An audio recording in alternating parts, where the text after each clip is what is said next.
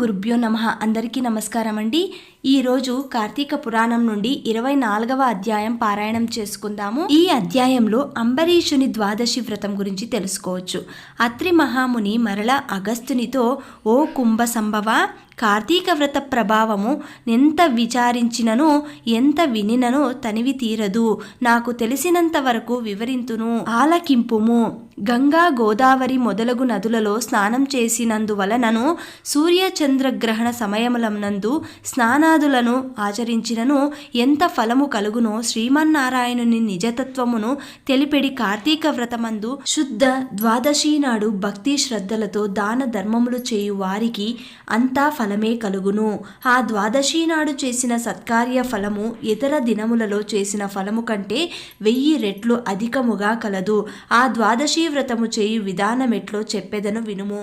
కార్తీక శుద్ధ దశమి రోజున పగటి పూట మాత్రమే భుజించి ఆ మరునాడు అనగా ఏకాదశి రోజున వ్రతము చేయక శుష్కో ఉపవాసముండి ద్వాదశి గడియలు వచ్చిన తర్వాతనే భుజింపవలేను. దీనికొక ఇతిహాసము కలదు, దానిని కూడా వివరించెదను. సావధానుడువై ఆలకింపుమని ఇట్లు చెప్పుచున్నాడు. అదే సమయమున అచటకు కోప స్వభావుడగు దుర్వాసుడు వచ్చెను.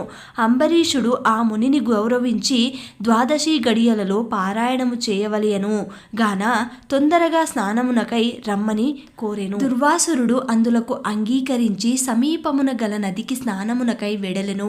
అంబరీషుడు ఎంతసేపు వేచియున్నను దుర్వాసుడు రాలేదు. ద్వాదశి గడియలు దాటిపోవుచున్నవి.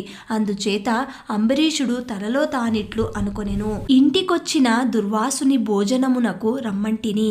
ఆ ముని నదికి స్నానమునకు వెళ్ళి ఎంతవరకు రాలేదు. బ్రాహ్మణునకు ఆతిథ్యమిత్తునని మాట ఇచ్చి భోజనం పెట్టకపోవుట మహాపాపము. అది గృహస్థునకు ధర్మము కాదు. అయినా వచ్చు వరకు ఆగితిన ద్వాదశి గడియలు దాటిపోవును, వ్రతభంగమునగును. ఈ ముని మహా కోప స్వభావము కలవాడు. ఆయన రాకుండగా నేను భుజించిన నన్ను శపించును. నాకేమియు తోచకున్నది. బ్రాహ్మణ భోజనం అతిక్రమించరాదు. ద్వాదశి గడియలు మించిపోకూడదు. గడియలు దాటిపోయిన పిదప భుజించిన ఎడల హరిభక్తిని వదిలిన వాడు నగుదును. ఏకాదశి నాడున్న ఉపవాసము నిష్ఫలమగును. ద్వాదశి విడిచి భుజించిన భగవంతునకు భోజనము చేసిన ద్వారసునకు కోపం వచ్చును. అదియుగాక ఈ నియమమును నేను అతిక్రమించిన ఎడల వెనుకటి జన్మయందు చేసిన పుణ్యములు నశించును. దానికి ప్రాయశ్చిత్తం లేదు అని ఆలోచించి బ్రాహ్మణ శాపమునకు భయము లేదు. ఆ భయమును శ్రీ మహావిష్ణువే పోగొట్టుగలడు. కావున నేను ద్వాదశి గడియలలో భోజనం చేయుటయే ఉత్తమము.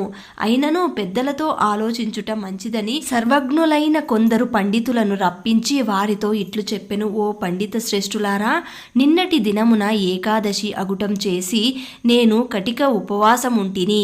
ఈ దినమున స్వల్పముగా మాత్రమే ద్వాదశి గడియలున్నవి. ద్వాదశి గడియలలో నేను భుజింపవలసి ఉన్నది. ఇంతలో నా ఇంటికి దుర్వాస మహాముని విచ్చేసిరి.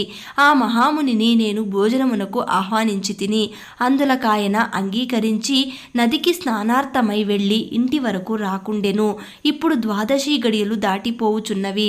బ్రాహ్మణుని వదిలి ద్వాదశి గడియలలో భుజింపవచ్చునా, లేక వ్రతభంగమును సమ్మతించి ముని వచ్చే వరకు వేచియుండవలెనా? ఈ రెండిటిలో ఏది ముఖ్యమైనదో తెలుపువలసినదని కోరెను. అంతటా ఆ ధర్మజ్ఞులైన పండితులు ధర్మశాస్త్రములు పరిశోధించి విమర్శ ప్రతి విమర్శలు చేసుకుని దీర్ఘముగా ఆలోచించి, మహారాజా, సమస్త ప్రాణి కోటుల గర్భకు హరములందు జఠరాగ్ని రూపమున రహస్యముగానున్న అగ్నిదేవుడు ఆకలిని పుట్టించి ప్రాణులు భుజించిన చతుర్విధానమును పచనముగా వించి దేహేంద్రియాలకు శక్తి నొసంగుచున్నాడు. ప్రాణవాయువు సహాయం జఠరాగ్ని ప్రజ్వరిల్లును.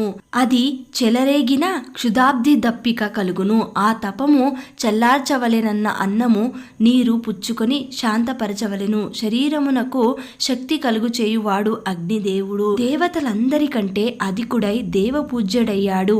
ఆ అగ్నిదేవుణ్ణి అందరూ సదా పూజింపవలెను. గృహస్థు ఇంటికి వచ్చిన అతిథి కదా, జాతివాడైనాను భోజనమిడదునని చెప్పి వానికి పెట్టకుండా తినరాదు. కాదు. అందులోనూ వేదాంగ విద్య విశారదుడును మహత్తపశాలియు సదాచార సంపన్నుడైన దుర్వాస మహామునిని భోజనమునకు పిలిచి వానికి పెట్టకుండా తాను భుజించుట వలన మహాపాపము కలుగును. అందువలన ఆయుక్షీణము కలుగును. దుర్వాసనంతటి వానిని అవమానమునరించిన పాపము సంప్రాప్తి మగును అని విషాదపరిచిరి. 24వ అధ్యాయం సమాప్తం. మళ్ళీ రేపటి అధ్యాయంలో కలుసుకుందాం. అంతవరకు సెలవు. సర్వే జన సుఖినో భవంతు.